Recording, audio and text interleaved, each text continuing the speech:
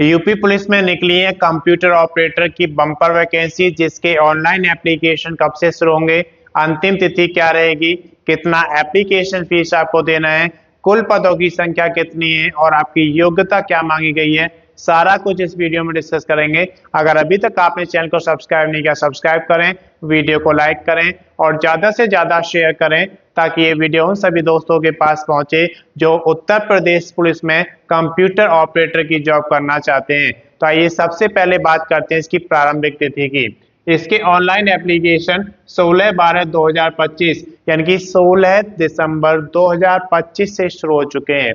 अंतिम तिथि 15/1/2026 दिया गया है, यानी कि 15 जनवरी 2026 तक आप इसका ऑनलाइन एप्लीकेशन जमा करा सकते हैं।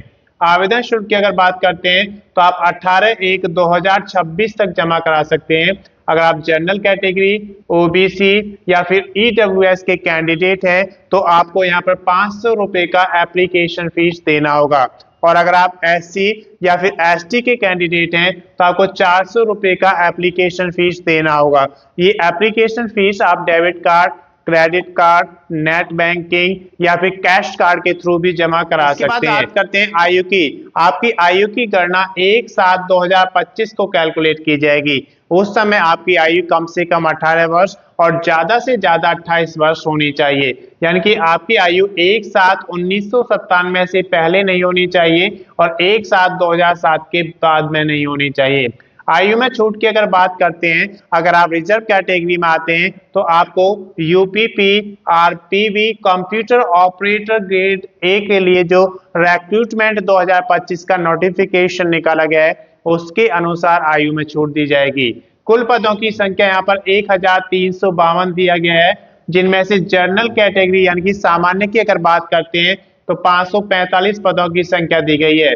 ओबीसी यानी कि अदर बैकवर्ड कास्ट के लिए यहाँ पर 364 वैकेंसी दी गई है।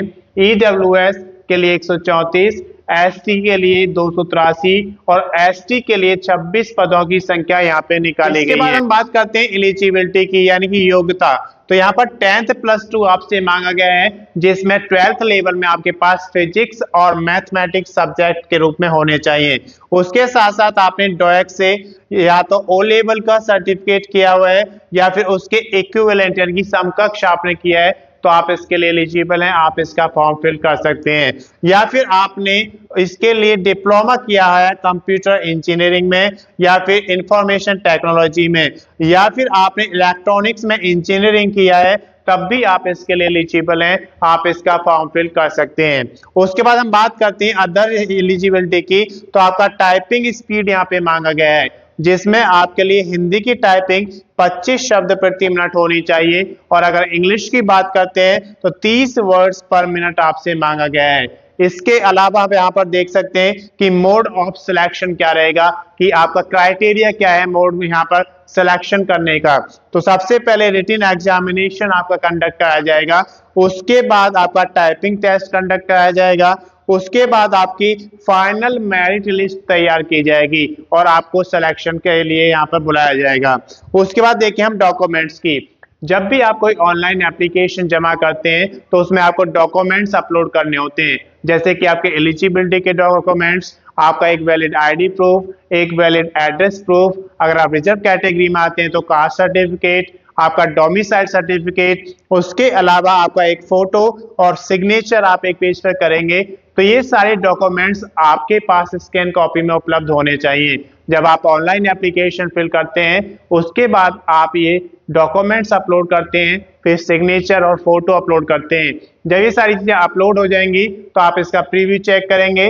प्रीव्यू चेक करने से आपको एक फायदा होता है कि अगर आपने कोई गलती की है तो आप उसे सुधार सकते हैं, और अगर प्रीव्यू चेक करने के बाद आपको लगता है कि सारी एंट्रीज आपने सही कही है तो आप उसका फाइनल सबमिशन कर देंगे, और फाइनल सबमिशन के बाद आप उसका प्रिंट आउट जरूर निकालेंगे ताकि आपके पास एक रिकॉर्ड रहता है।